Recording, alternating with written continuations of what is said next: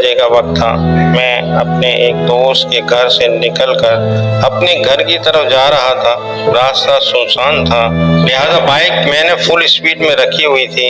मुझे घर पहुंचने की जल्दी थी। दोस्त के घर मुझे कुछ नोट्स के सिलसिले में जाना पड़ गया था और अब घर की तरफ वापसी थी।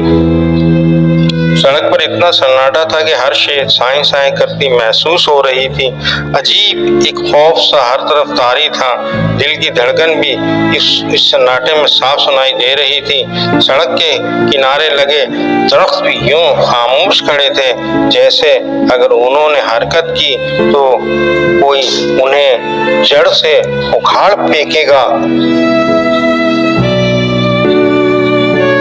मैं अपनी धुन में मगन बाइक फुल स्पीड में दौड़ा रहा था।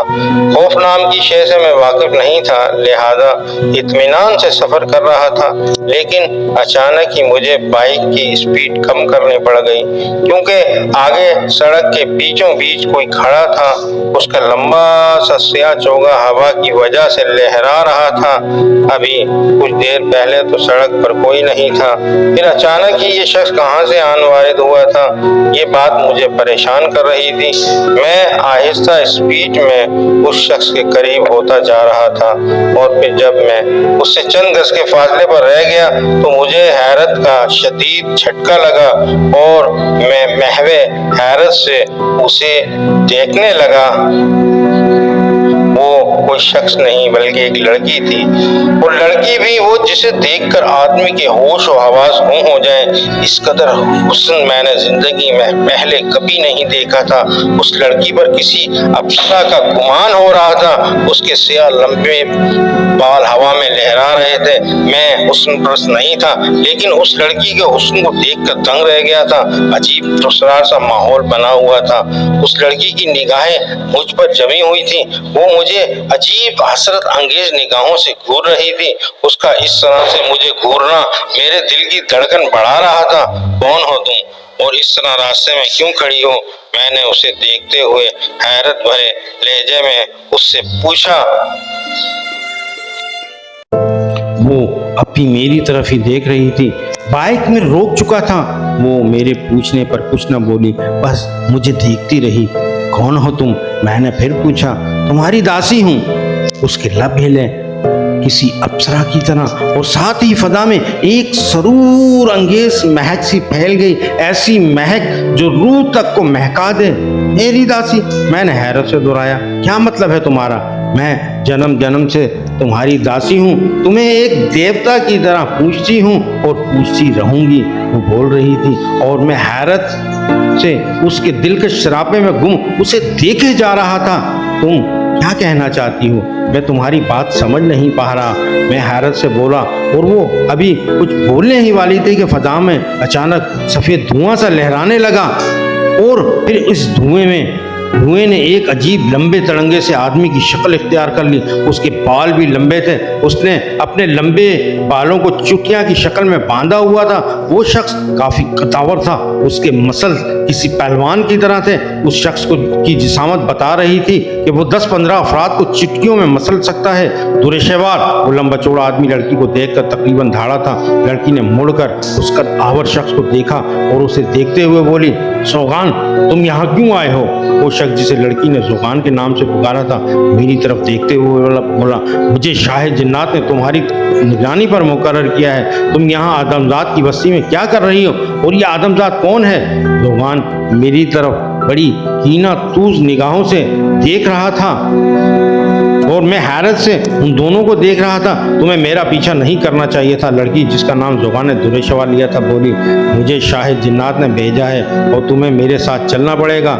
ज़ुगान बोला, वो अब भी मेरी तरफ ही देख रहा था। नहीं, तुम जाओ, मैं आ जाऊंगी। मैं तुम्हें लिए बगैर नहीं जाऊंगा। ज़ुगान ने तुर्श लहजे में कहा। ठीक है। दुरेशवार मेरी तरफ हसरत से देखते हुए बोली। मैं भी उसकी तरफ देख रहा था। हम दोनों की नजरें मिली और मुझे उसकी नजरों में अजीब तड़प और एक नामुकम्मल सी हसरत नजर आई। उसकी नजरों से लग रहा था कि वो मुझसे कुछ कहना चाहती है।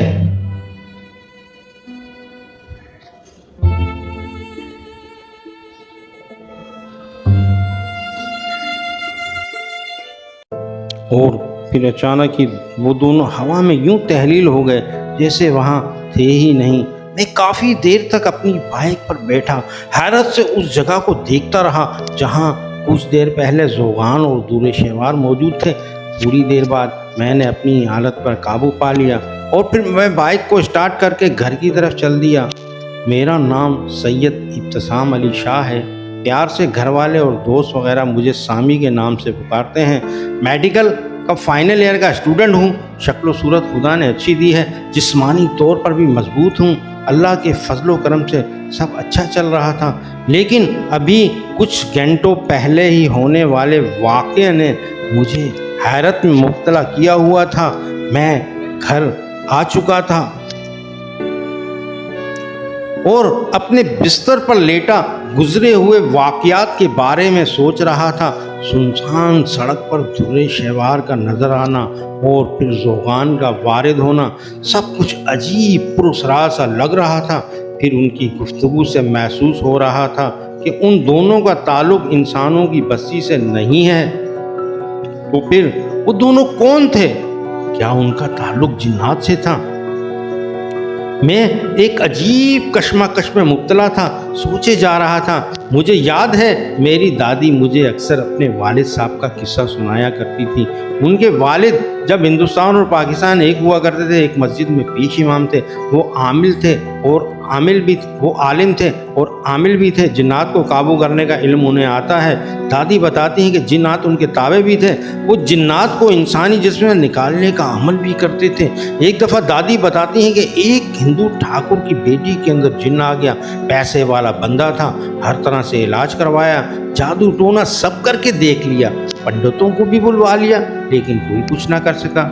जिन बहुत ताकतवर था, वो किसी के काबू में नहीं आ रहा था। हिंदू ठाकुर की पूरी फैमिली परेशान हो गई। आखिर उनको किसी ने मशवरा दिया कि शाहजी को बुलाओ, वही इस जिन को काबू कर सकता है। दादी के वालिद को सब शाहजी कहकर बुलाते थे। ठाकुर की समझ में बात आ गई। वो शाहजी के पास आया और हाथ बांध कर बोला, शाहजी हमारी मदद करें, हम बहुत मुश्किल में हैं। क्या बात है ठाकुर, ऐसी क्या परेशानी आ गई आपको जो हमारे पास आना पड़ा? शाहजी, अजीब परेशानी है। बिटिया रानी पर कोई जिन काबिज हो गया है। हर तरीका आजमा लिया, लेकिन जिन बहुत ताकतवर है, किसी के काबू में नहीं आ रहा है। अब आप ही हमारी आखिरी उम्मीद हैं और हमें यकीन है आप जिन पर काबू पाकर हमारी बिटिया रानी कासनी देवी को उस जिन से आज़ादी दिलवा देंगे।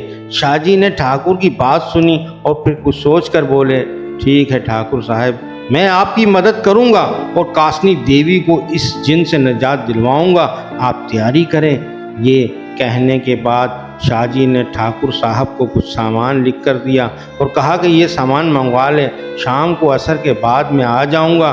ठाकुर साहब सामान की पर्ची लेकर चल दिए। शाम को शाहजी असर की नमाज पढ़कर अपनी बेटी यानी मेरी दादी को कंधे पर बिठाकर ठाकुर साहब के घर की तरफ चल पड़े। ठाकुर साहब की पूरी फैमिली शाहजी के इंतजार में खड़ी थी। शाहजी को देखकर उनके चेहरों पर खुशी की लहर दौड़ गई। वो सब शाहजी को एक झुरमुट की शक्ल में अपने महलनुमा घर के अंदर ले गए और एक बड़े से हालनुमा सजे सजाए कमरे में बिठा दिया। शाहजी कमरे का जायजा लेने लगे। कमरे की सजावट और खूबसूरती देखकर ठाकुर साहब की दौलत का अंदाज़ा लगाना मुश्किल नहीं था। थोड़ी देर बाद ठाकुर की बेटी कासनी देवी को लाया गया। लड़की भला की हसीन थी। उसका मुतनासिब सरापा, लंबे बाल और गोरी रंगत उसके हुस्न को चार चांद लगा रहे थे। ऐसी खूबसूरत लड़की पर जिनका आशिक होना कोई बड़ी बात नहीं थी।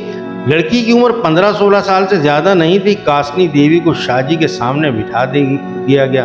दोनों आमने सामने थे। कासनी देवी का सर झुका हुआ था और आंखें बंद थी।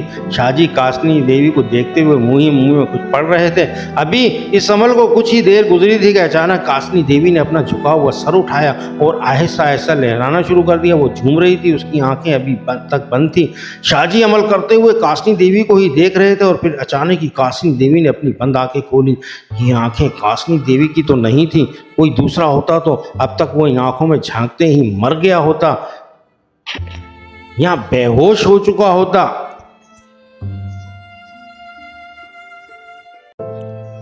लेकिन ये शाहजी थे, एक दिलेर और बहादुर इंसान। डर नाम की शे जिनके पास भटकने से डरती थी, वो बड़ी बेजिगरी से कासनी देवी की आंखों में झांक रहे थे और अपना अमल मुकम्मल कर रहे थे।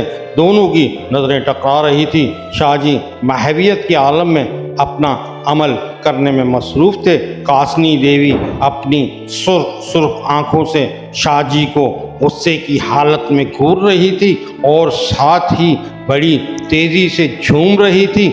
उसका गुस्सा बढ़ता जा रहा था और फिर झूमते झूमते उसके मुंह से अल्फाज निकले।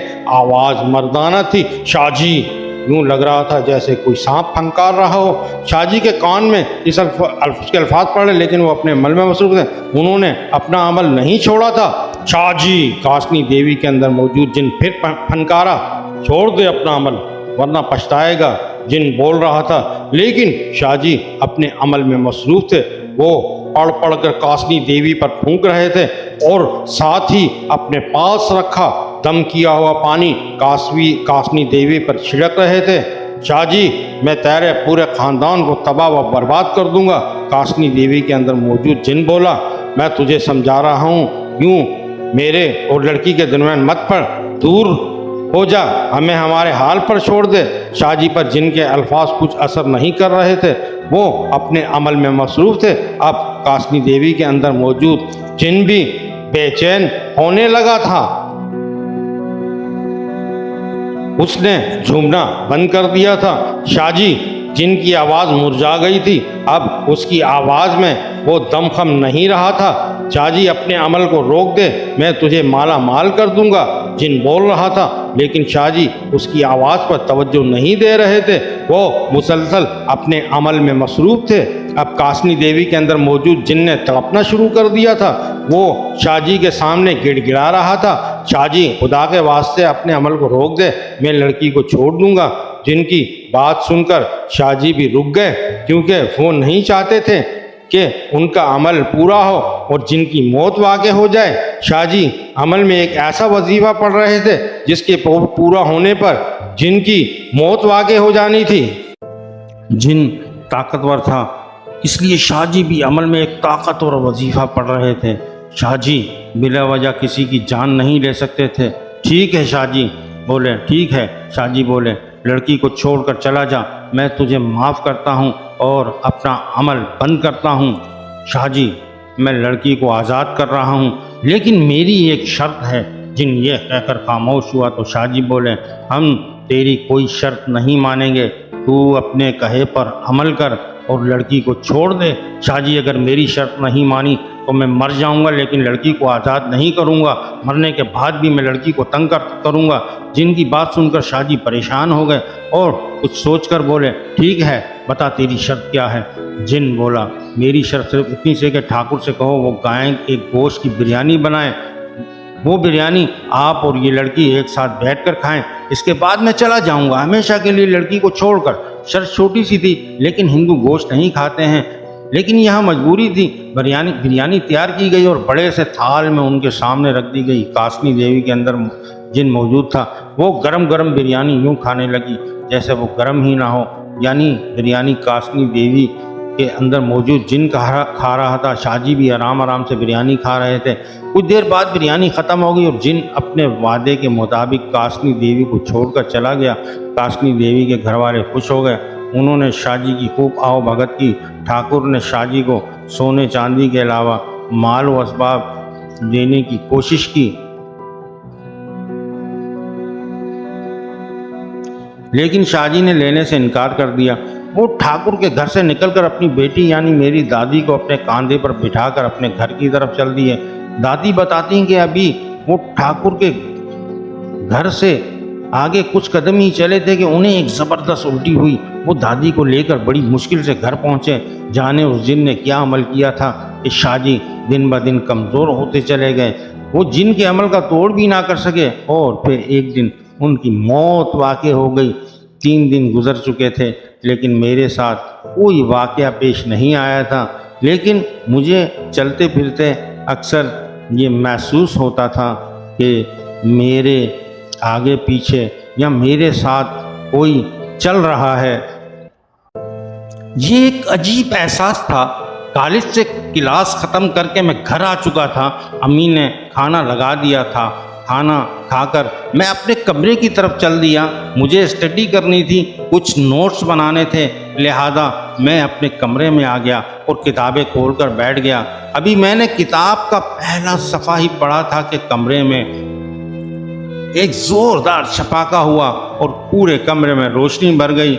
मैंने चौंक कर किताब हाथ से छोड़ दी और फिर अचानक ही वो मेरे सामने खड़ी थी। हाँ, वही दुरेशवार हुस्न का पैकर। वो आज सुर्ख लिबास में मलबूस थी। सुर्ख लिबास उसके हुस्न को जहर कातिल बना रहा था। कोई भी उसके हुस्न को देखकर अपने होश हवास खो सकता था, दीवाना हो सकता था, उसके लिए अपनी जान दे सकता था।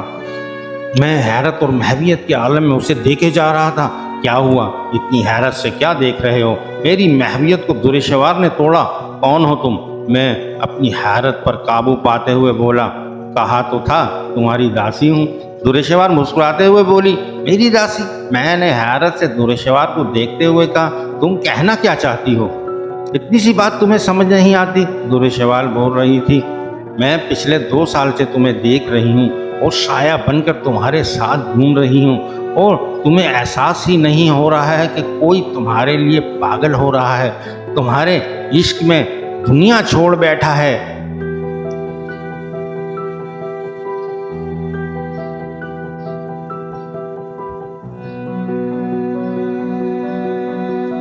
लेकिन तुम हो कौन? दुरेशवार की बात सुनकर मैं बोला, और मेरी दासी क्यों बन बैठी हो? मेरी बात सुनकर दुरेशवार ने एक ठंडी और लंबी सांस खींची। तुम मेरे बारे में जानना चाहते हो? वो मेरी तरफ देख रही थी। हाँ, मैंने कहा। ठीक है, मैं अपने बारे में बताती हूँ। बोलते बोलते दुरेशवार कुछ देर के लिए रुकी। शायद वो कुछ सोच रही थी। फिर उसने बोलना शुरू किया। मेरा नाम दुरेशवार है और मैं शहनशाह जिन्नात की बेटी हूँ। जिनों की बस्ती में हमारा महल है, वहीं मेरी परवरिश हुई। मैं पली बढ़ी, मेरा बचपन गुजरा और फिर जब मैं जवान हुई तो मेरे दिल में ख्वाहिश पैदा हुई कि मैं इंसानों की बस्ती में जाऊं, उनका रहन सहन देखूं, उनके जीने के तौर तरीके देखूं।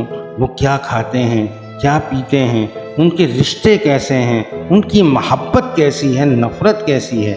मैं ये सब जानना चाहती थी। लेकिन मेरे बाबा चाहे जिन्नात और मेरी माँ दोनों इस बात के सख्त मुखालिफ थे। वो इंसानों को एक वहशी मखलूक समझते हैं। वो कहते हैं कि इंसान निहायत ही मफाद परस्त मखलूक है। वो अपने फ़ायदे के लिए कुछ भी कर सकते हैं, किसी को भी नुकसान पहुंचा सकते हैं, किसी की जान भी ले सकते हैं। इतना कहने के बाद दुरेशवार सांस लेने की रुकी। मैं उसकी बातें बड़े गौर से सुन रहा था। उसने दोबारा बोलना शुरू किया और फिर एक दिन मैं छुप छुपाकर इंसानों की बस्ती की तरफ निकल आई। यहाँ आकर मैंने देखा मेरे बाबा और माँ सच ही कह रहे थे। इंसान बिल्कुल उनकी सोच के मुताबिक ही था। मफाद परस्त, धोखेबाज, खुदगर्ज, अपने फ़ायदे के लिए कुछ भी कर गुजरने वाला। और फिर घूमते घूमते मेरी नज़र तुम पर पड़ी। तुम देखते ही मुझे अच्छे लगे। मैं तुम्हारे साथ रहने लगी, तुम्हें परखने लगी। तुम मेरी हर कसौटी पर पूरे उतरे। तुम्हारे अंदर मुझे सच्चाई और अच्छाई नजर आई। तुम बहादुर भी हो, खूबसूरत भी हो। तुम्हें देखकर खुशी महसूस होती है, दिल में एक अजीब एहसास जागता है। दुरेशवार इतना कुछ कहने के बाद खामोश हो गई और मुझे देखने लगी। मैं भी उसे देख रहा था। उसने दोबारा बोलना शुरू किया, और उस दिन जब तुम रात के वक्त बाइक पर जा रहे थे, मुझसे रहा ना गया और मैंने खुद को तुम पर जाहिर कर दिया। अभी मैं तुमसे बातें कर ही रही थी कि ज़ोगान आ गया और मुझे अपने साथ ले गया। ये सब बताकर दुरेशवार खामोश हो गई। ये ज़ोगान कौन है? ज़ोगान? दुरेशवार बोली, वो मेरा चचाजाद है। नहायत ही ताकतवर जिन है और मुझसे शादी का ख्वाहिशमंद है। दुरेशवार रुकी और फिर बोली, लेकिन मैं तुम्हारी मोहब्बत में गिरफ्तार हूँ। तुम्हारे अलावा मैं किसी और के बारे में सोच भी नहीं सकती।